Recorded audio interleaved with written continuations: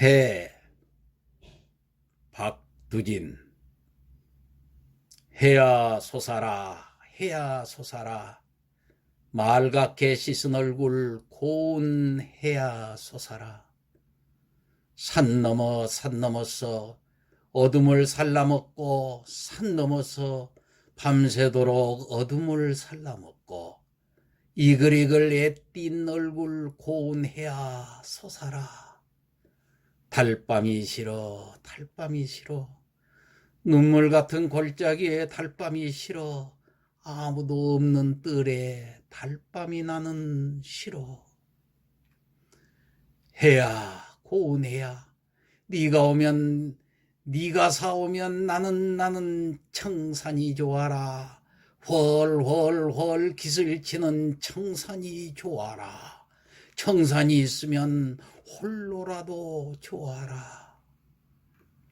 사슴을 따라, 사슴을 따라. 양지로 사슴을 따라. 사슴을 만나면 사슴과 놀고. 직범을 따라, 직범을 따라. 직범을 만나면 직범과 놀고. 해야, 고운 해야. 해야 솟아라. 꿈이 아니라도 너를 만나면 꽃도 새도 짐승도 한자리에 앉아 워이 워이 모두 불러 한자리에 앉아 애띠고 고운 날을 누려보리라. 예, 이 시의 주제는 광명과 구원의 세계의 소망과 의지, 그리고 민족의 웅대하고 평화스러운 미래상을 추구하고 있습니다.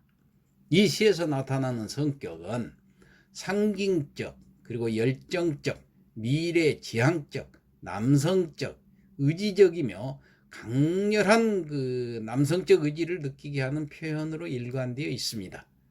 즉 사음보의 급박한 리듬감을 통해서 소망의 절실함을 말해주고 있습니다. 게다가 밝음, 해를 통해서 밝음과 달밤의 그 어둠의 그 대립적 구조로 의성어와 의태의 사용을 하면서 종결 의미의 그 다양한 변화로 생동감, 리듬감을 느끼게 합니다. 자, 이 시에 대해서 시인 자신은 이렇게 말을 하고 있습니다. 나는 저 뜨겁고 영원하고 절대하고 성숙한 우주의 한 중심체인 해, 이의 그 어느 것으로도 대신할 수 없었다. 이 해야말로 가장 으뜸가고 가장 적절정확하고 가장 훌륭하고 유일한 이미지의 시적 실체요 활력이라고 믿었던 것이다. 장엄하고 위대하고 영원하고 절대적인 시의 미, 시의 힘, 시의 생명력 그 자체일 수 있다고 단정했던 것이다. 이렇게 말을 합니다. 그럼 이 시의 이해와 감상을 위해서 좀 더 자세히 살펴봅시다. 제1년에서는 우선 해야 솟아라라는 말이 수식어를 덧붙여가면서 반복이 됩니다. 그 해는 산 넘어서 어둠을 불태워 먹고 이글이글한 빛과 천진난만한 애띤 모습으로 떠오를 광명의 원천이 되지요. 그것은 자연의 해가 아니라 어두운 시대를 한꺼번에 밝히는 새로운 세계의 빛을 의미합니다. 이러한 빛을 기다리는 그의 괴로운 모습이 제2연에 나옵니다. 그는 번민과 비애로 가득한 그 골짜기 어두운 달밤이 싫다고 했습니다.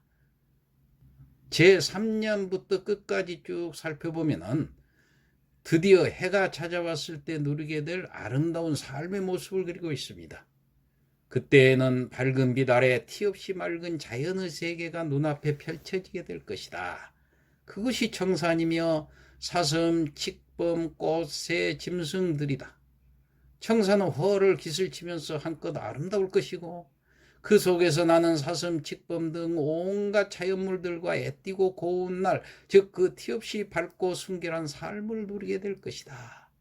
이러한 내용에서 짐작할 수 있듯이 시인이 그리는 그 이상의 세계는 단지 조국의 해방이라는 역사적 의미에서 그치는 것이 아니라 기독교적 상상 속의 낙원의 모습을 띠고 있습니다. 그것은 인간 사회는 물론 자연의 세계에서까지 일체의 갈등이 해소된 화해로운 경지이지요. 이와 같은 이상세계의 꿈은 아마도 역사 안에서 완전히 실현될 수 없을 터이지만은 그러한 이상을 향하여 끊임없이 나아가려는 과정에서 사람들은 주어진 현실을 넘어서는 꿈과 용기를 가질 수 있을 것이다. 이 시에서 태양이 주는 상징성은 달과의 차이 때문에 더욱 선명해집니다. 그 현상의 변화와 순화적 반복의 특성 때문에 다른 시간의 척도로 이해되는 반면에 태양은 불변성의 의미를 가짐으로써 인간 이념의 절대치나 궁극적 이데아의 세계를 상징하는 경향을 띠고 있습니다.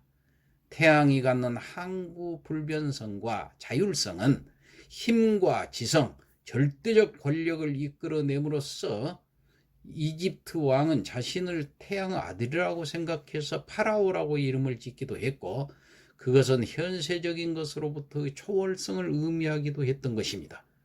고대 그리스에서 태양의 신 아폴로는 파괴적이면서도 그 순환적인 그 낮의 천체의 힘을 소유한 자로 나타납니다. 그는 명석해서 음악, 예술, 시의 신이기도 하지요. 아폴론적인 것과 디오니소스적인 것은 예술에 있어 이성과 감성, 질서와 무질서, 조화와 도치 등의 대립상으로 인식되기도 합니다. 헤라클레스나 오르페우스의 신화는 태양과 관련 있는 상징들로 가득 차 있죠. 까미는 올바른 삶의 길은 죽음으로 이끄는 것이 아니라 태양으로 이끄는 길이라고 주장을 했습니다. 그래서 이 시는 그러한 철학을 저변에 담고 8.15 광복이라는 거대한 역사적 계기에 의해서 마련되었고 그러한 세계적인 격동과 극적이고 풍부하고 다단하고 복잡한 배경에 의해서 씌어졌다고 하겠습니다. 이러한 모든 시적 이념과 팽창과 충전과 연소와 그 압도적인 영감의 구상화의 대응은 저 뜨겁고도 영원하고 그리고 절대적이고 아주 위험 있는 우주 한 중심체의 해 이외의 그 어느 것도 대신할 수 없었다고 생각한 것입니다. 이 해야말로 가장 으뜸가고 가장 적절 정확하고 가장 훌륭하고 유일한 이미지의 시적 실체요 그 활력이라고 시인은 믿었던 것입니다. 궁극적인 이상, 민족의 이상, 인류 이상의 이 궁극상을 하나의 비원으로서 하나의 여론으로서 최대한의 보편화되고 최대한의 영원화되고 최대한의 형상화를 도모해 본 것이라고 하겠죠. 결론적으로 이 시를 보면은 어둠과 광명의 대립적 이미지로 시작되었습니다. 이 시는 일제치하에서 볼 수 있는 어둠, 곧 핍박, 모해, 갈등의 세계를 거부하고 다 같이 화해한 순수 세계인 청산을 열렬하게 소망하고 있습니다. 해, 달밤, 청산, 사슴 등 상징의 표현 기법이 두드러진 이 시의 핵심은 바로 해입니다.